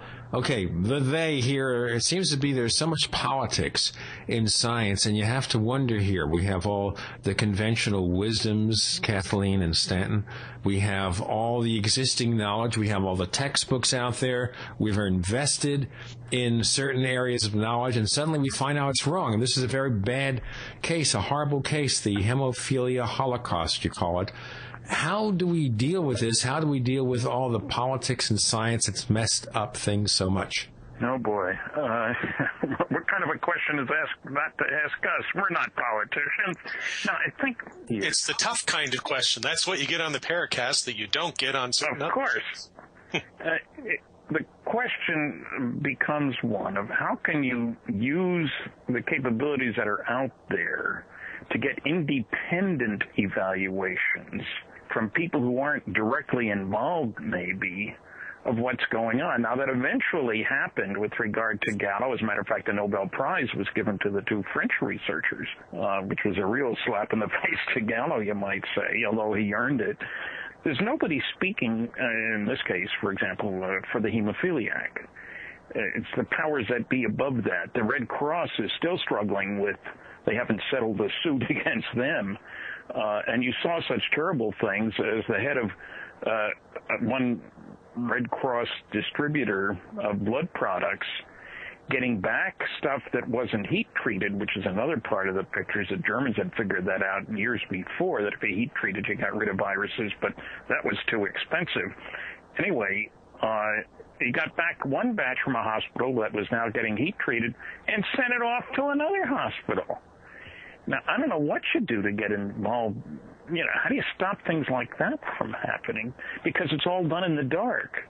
Nobody knows about it until there was a big inquiry in Canada, at least, about how these things happened. Right. You know what bothers me so much, Stan, is not just that sometimes science fails to see things, warning signs, but, you know, nowadays, a lot of the drug companies spend millions and millions of dollars to advertise their junk on TV, and you listen to this great benefit of this antidepressant, whatever, it gets rid of cholesterol, controls, you know, restless leg syndrome or anything like that. And then you hear the exceptions, the contraindications, the things that go wrong may cause death. Wait a minute, folks. I'm done with this. Well, a good example of that, you mentioned cholesterol stuff. There was a study done years ago, way back in the 80s, showing that if you took cholestyramine, everybody would benefit in reducing cholesterol, everybody above 2 years old, because there had been this huge, and it cost many millions of dollars, placebo-controlled double-blind study. That's the top of the heap when it comes to, you know, medical evaluations of drugs and stuff. Well, I was doing my regular weekly science commentary at the time, and I read the article, and I read it carefully and listened to the noise from the news pundits, you know, at last we've had a breakthrough, et cetera, et cetera. Well, I looked at the article, and there were two things. First of all, the population that was involved in this huge study was very select. Top 10% of cholesterol levels, and men over 40. And that got lost when people were saying everybody should take this. Just because diabetics benefit from insulin doesn't mean you should give everybody insulin. Secondly, when you looked at the back of the article, it turns out there were more deaths from stomach cancer. There were less from heart disease, which was the thing they were supposedly most concerned with, and more from stomach cancer. And I don't know if I want to trade that off, you know. But somebody, I don't know who, didn't do a good job of vetting the article, of vetting the study. And I learned in industry that sometimes you put stuff up at the beginning, you know, the summary, the executive summary. Doesn't that sound impressive? And you find that what's in there isn't justified by the data in the report. We don't have a good mechanism for, you know, we need a consensus team that looks at new stuff and comes at it with knives sharpened, ready to do it carefully. And the drug companies do worry me. They worry me considerably in their attacks on the non-drug, non-patentable stuff. Well, let me give you a recent example. The ginkgo biloba has been touted as a way to stave off Alzheimer's disease. And there was a study that got a lot of publicity. Ineffective study showed, large study showed. Well, I had to read several different articles before I can figure out, well, what was the dose? Because with all drugs, dose is a concern, how much is safe for one thing. And I found out that they were talking about like 240 milligrams. It's not really milligrams, but let's call it milligrams for our purposes here. I know people who are using this stuff who take 3 times that much. Normally with the drug, you have at least 3 different levels of administration so that you can say, nothing much happens at 100, but 200's good, and 400 is even better. And also you look at side effects, as a function of dose, because if the side effects get much worse, then you better back off. And so the press, the media, the people who tout all these things, and there are a lot of people working in PR for the drug firms, aren't paying enough attention to the science, if you want to put it that way. So it's not science that's wrong, it's the use of science that's wrong. It bothers me ever since that one study, and then looking at other ones very critically, and holy cow, what are they saying here? You can't justify that conclusion on the data in the report. Well, science doesn't exist in an ethical vacuum, though. So you mentioned, we talked earlier about, or at least he briefly came up, Wernher von Braun, and the fundamental role he played, of course, in the American rocket program.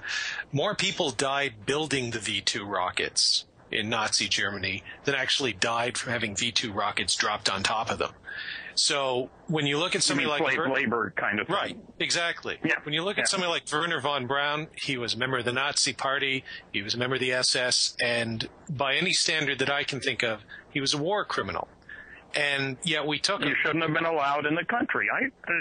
Right. That's a political decision. It's a governmental decision. I understand why they took it. But that's where science comes up against morality, comes up against ethics, and governmental policy.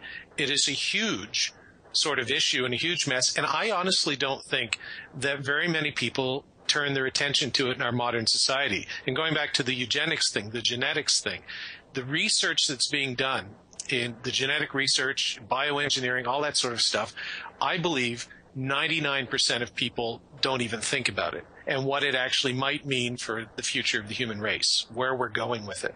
I don't think they're tuned into it at all. And so I think that's scary. Yeah, well, it is, but then who do we blame? When you talk about medications, to my mind, and let me know what you think about this, after the Second World War, we truly jumped the shark. You often hear the military-industrial complex. You could extend it to the corporate, military, pharmaceutical, industrial, scientific complex, where all of those things were merged together, where academia was co-opted during the war and after the war. You talk about Donald Menzel with reference to MJ-12, but, all of them, almost all of them were involved some way with the government. So that now you don't know where the government ends, the military begins, corporate begins, the pharmaceuticals begin. They're all so intermixed. It's like trying to cut the Gordian knot. And I'm not exactly sure how you do it. I just think the only way you can do it is for citizens to become more aware of it, which is why I think books like yours are important, because then they can see things like the hemophilia holocaust or the eugenics movement and see how science has been twisted and manipulated and how it might be happening now without us even knowing about it. That's a brief Paul Kimball editorial. But now, Gene will like this, and the Paracast listeners, we took a little detour away from UFOs. Stan, UFOs, politicization, the Condon Report. Is the Condon Committee, the Condon Report, the ultimate example, and perhaps you can talk a bit about Condon, of how the UFO subject was politicized, how government stepped in and skewed the results, if you will? Before we hear those results,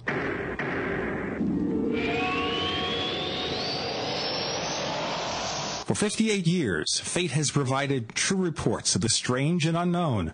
Fate brings you the latest in all aspects of the paranormal, like angels and miracles, psychic phenomena, ghosts, UFOs, and much, much more. To receive your complimentary Fate magazine, call now at 1-800-728-2730 or visit their website at www.fatemag.com. That's 1-800-728-2730. 82730 or www.fatemag.com. What are you waiting for? Your fate awaits. You're in the Paracast. You never know what's going to happen next. You're in the Paracast. Co-host is Paul Kimball. We're talking to Kathleen Martin and Stanton T. Friedman. They have a new book out called Science Was Wrong, Startling Truths About Cures, Theories, and Inventions They Declared Impossible. Okay, Stanton Friedman, let's talk about Condon. Well, yeah, and Kathy will have something to say, too, here, because she, in particular, called attention to one of the memos that was written early in the Condon study, in effect saying, we're going to look like we're being scientific, but we know there's nothing to this. So we should give the appearance of being scientific, but let's study the people who report sightings, and let's not look at the sightings themselves. I have mixed feelings about Condon. He was gutsy when he worked for the government. He was called up for hearings himself, and he stood up against them. But it's clear he didn't take the subject seriously, and whether it was on his own, the choice, or whether he was operating under instructions, I don't know. But what was really distressing was the publicity given to the report, making it sound as if here was this great scientific study. The National Academy of Sciences stood behind it. He's a member, one should note, and that's a self-electing body, so you don't expect them to speak out against one of their own. They can blackball others being brought on and so forth. I don't know what went on in the background, but it certainly set the stage for a massive attack on the part of the media on the whole question of UFOs. NICAP folded partly because of that, and it kept people away from research. Even though it was mentioned sort of in passing, it's a 965-page report in paperback. It's a big thing. There's a comment in there that appropriate research maybe ought to be supported. But Condon, he had his biases, his strong biases, and this whole subject, I mean, the way Dave Saunders was fired and all that sort of stuff, yeah. It's in the open sort of what happened with the Robertson panel back in 1953, where they said, we should strip this subject of the cover of respectability, if you will. Let's go to Disney and others to make sure people don't get involved. And, the funny part is that there are some people who have told me that they got interested in UFOs because of the Condon report. Because, after all, 30% of the 117 cases cited in detail could not be identified. We were talking about drugs before. Any drug company would love if they looked at 117 drugs and only 30% were useful. They'd be delighted. It's a strange world, and the Condon was certainly the Condon report was the epitome of strangeness and science functioning in this business. What's really strange, particularly strange, is how some people have claimed, Susan Clancy, who has attacked UFO abductions and got everything wrong in her book, says the Condon report was a review of Project Blue Book cases. It wasn't at all. They looked at their own cases. It was egregious. There's not even a mention of the largest study ever done by the government in the chapter about government involvement.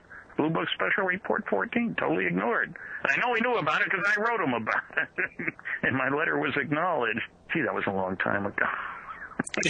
As we travel down memory lane, and I think Gene would be the first one to tell you that we're sort of in the home stretch, right, Gene? We're more or less in the home stretch. We've got maybe 17 minutes left. You two are experts on and I mean no offense when I say alleged alien abduction stories, because I have a different view on maybe what the abduction phenomenon or enigma means. But you guys wrote the book, obviously closely related, no pun intended, to the Betty and Barney Hill story. As you may or may not see, you're not the only funny member of the family, Stan. So I learned from you. It's that the 50s stuff with Henny Youngman and all that. David Jacobs has come under a tremendous amount of fire recently for his relationship to a particular patient known as Emma Woods. That's a pseudonym.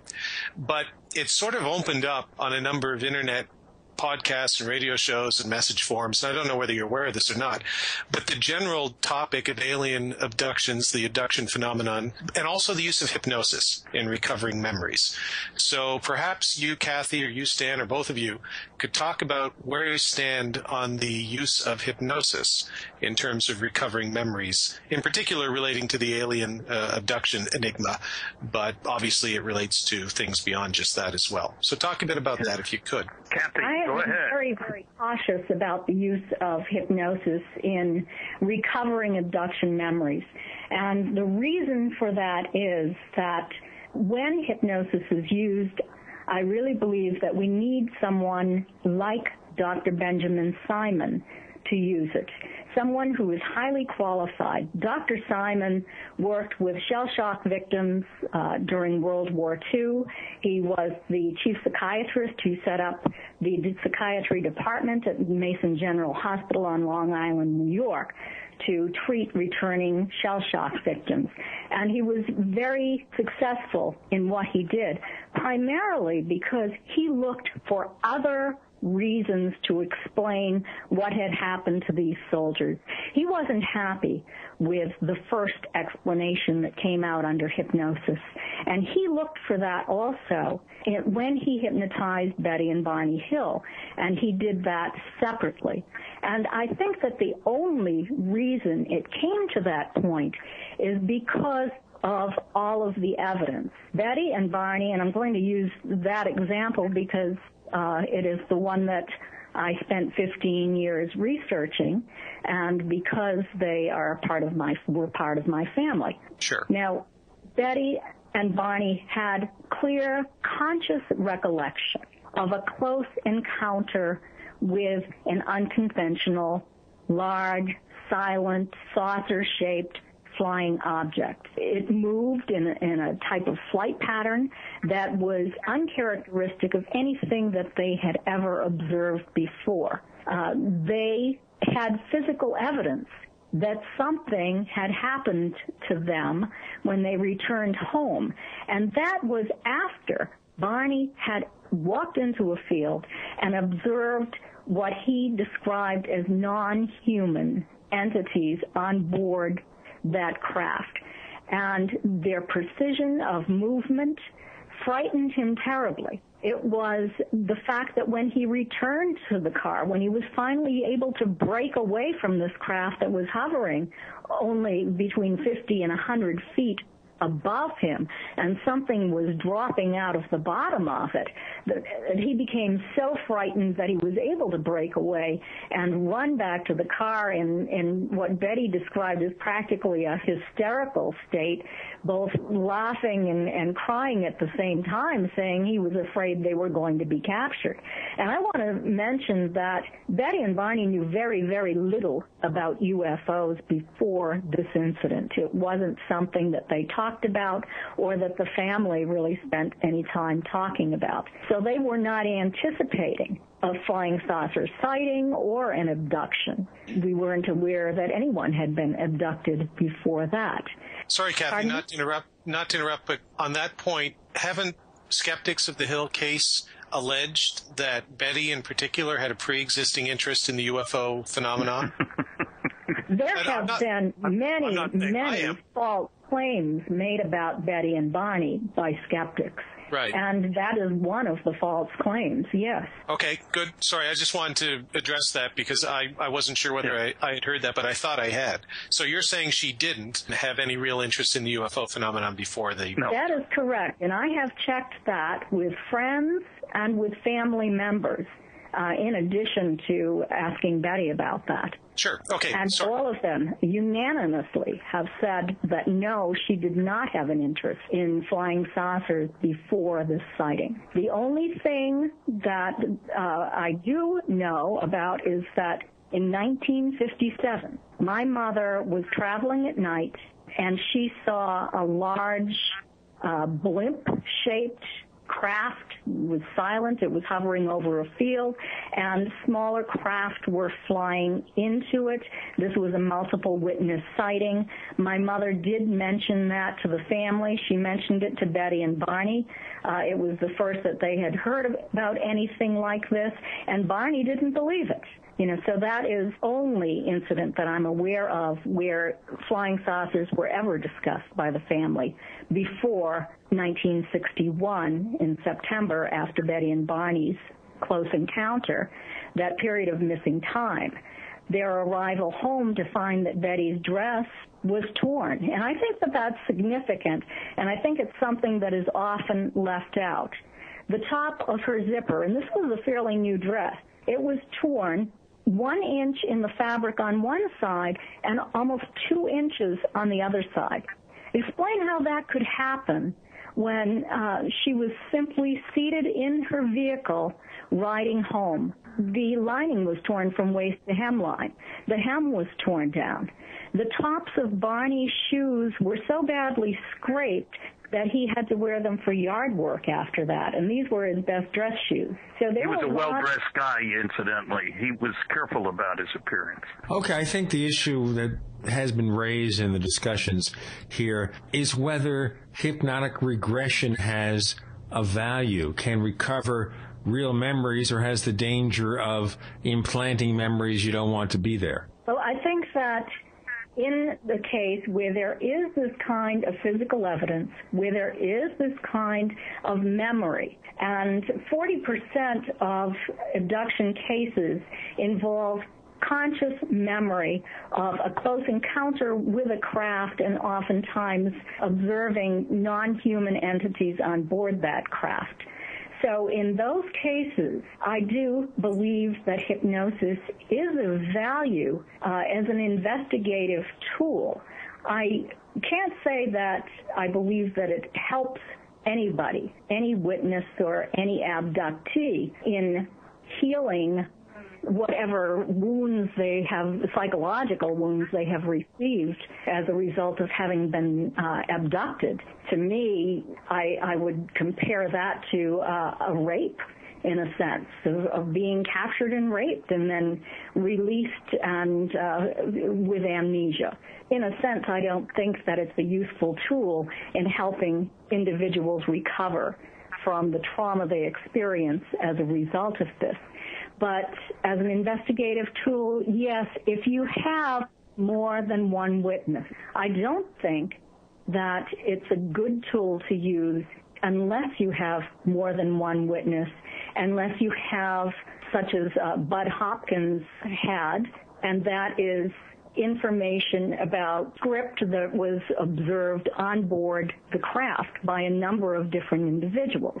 And this was part of a university study that involved Stuart Appel and Don Dondery from McGill. Appel is from State University of New York, Tamara Lagrandeur, and they did a very interesting study where all of this script was drawn by the individuals who recalled seeing it on board the craft. Separately, it was in a controlled environment. There was also another group, an experimental group, where graduate students were hypnotized, and they were caused to confabulate a UFO abduction and to confabulate observing script on board the craft, and then to write that down.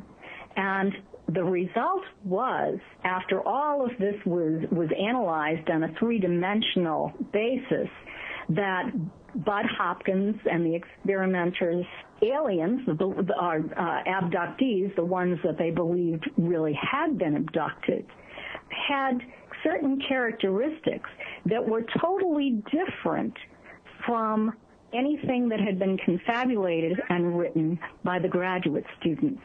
And as a result of this, and the fact that there was so much correlating data with the Hopkins group, the scientific team came to the conclusion that this might indicate that alien abduction is real. So in that sense, I think that it is useful. Okay, well, there's obviously don't have time to cover this in complete detail. I think there's one more question, and we're not here to insult anybody, but just raise it. Shouldn't this kind of therapy or investigation be done by a trained professional rather than a layman?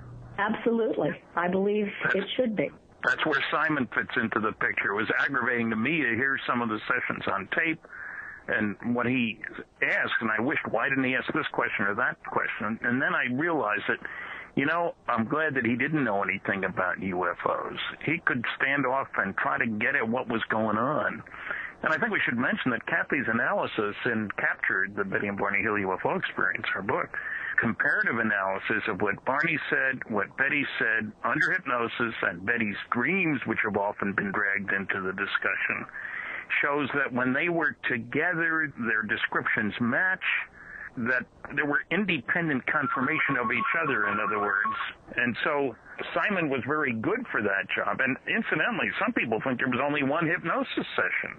Carl Sagan implied that in a big article that he wrote. There were 10 sessions. Kathy has transcribed them all, which wasn't done in the first book, the UFO, John Fuller's book. We only have a few moments left, and Paul has a question. Well, no, I was just going to say, I think the point that you're making is that hypnosis, under the proper circumstances, done by a trained professional on a limited basis for a limited purpose, can be potentially a useful investigative tool, which there's a lot of hedges and caveats there, and I wouldn't disagree with that. The problem that I have is that modern abduction research, and correct me if I'm wrong, Kathy, but I remember reading somewhere that Betty Hill once said that she didn't think much of modern abduction research and the overuse of hypnosis. That people like Bud Hopkins and David Jacobs have relied far too much on hypnosis to try and retrieve memories. So that, to me, there is a difference, and I think maybe now the backlash you're seeing against, and I don't know if you two are aware of it, seeing against abduction research on the internet, a lot of podcasts. I am aware of it, yes. I think it is a backlash, and I think maybe it's going too far. I'm not sure you should throw hypnosis out completely as a tool, but there are an awful lot of caveats that you have to attach to it.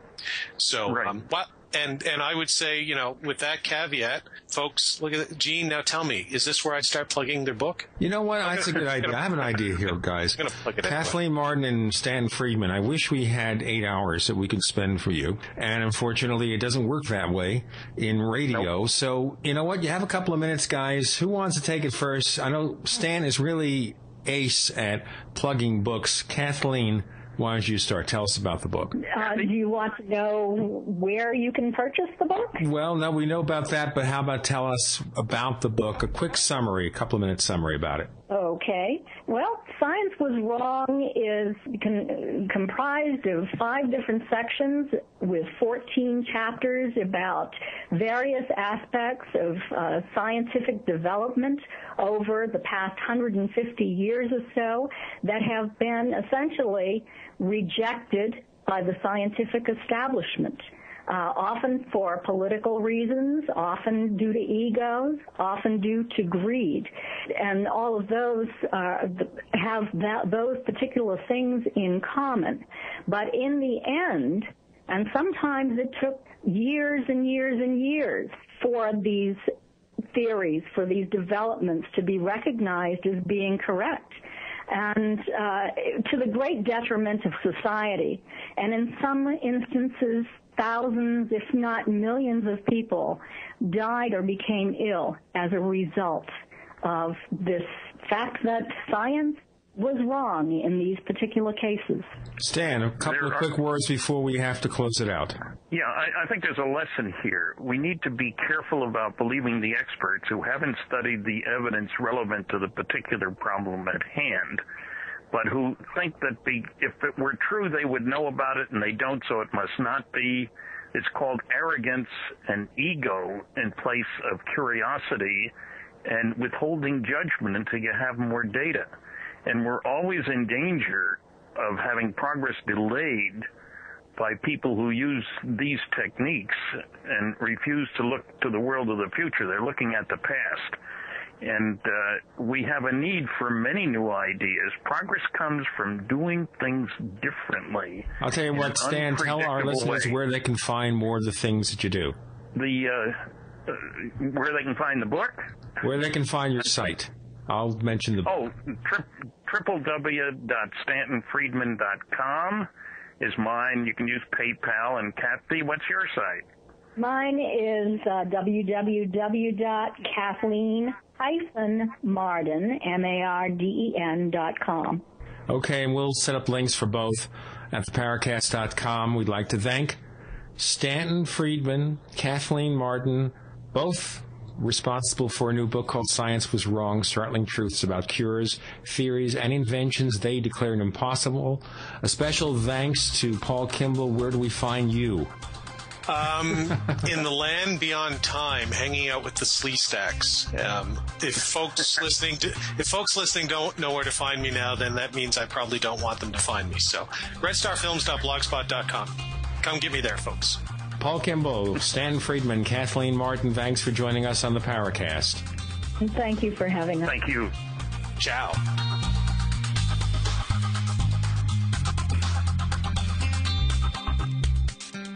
The Paracast is a copyrighted presentation of Making the Impossible Incorporated. Tune in next week for a new adventure in The Paracast.